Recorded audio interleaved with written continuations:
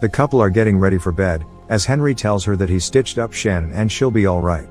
Audrey doesn't know what they did and wonders if they made a mistake. In a flashback, Henry meets with Shannon outside of his house. She's excited to be a mom, not afraid anymore. Back in the present, Rory comes back and Henry goes to meet him, while Audrey plans to sedate Shannon. The two men talk outside, but the man is persistent to clean his driveway. He starts the machine in front of the house, as Audrey and Henry argue inside. She's afraid that they did the ritual wrong and Jackson isn't there.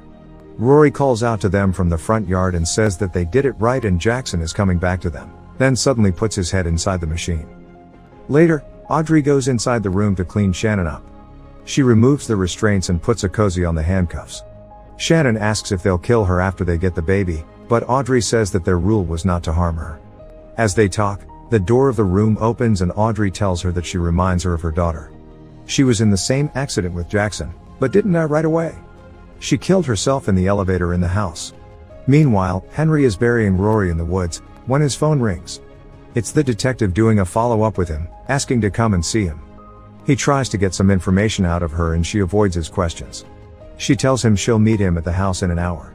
Back at the room, Shannon pleads with Audrey to let her be Jackson's mom, along with them, to look after him after they die. She says she'll do whatever they want. There's a knock on the door, so Audrey gags her again and leaves, locking the door behind her, but the door unlocks by itself. Henry runs home, but the detective is there already. She's waiting for him inside Shannon's room, with Audrey handcuffed next to her. She tells him to get on his knees, as Shannon is begging for her to let her out, but the detective turns to her and calmly kills herself.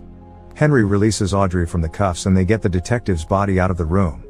Henry buries her in the same place as Rory.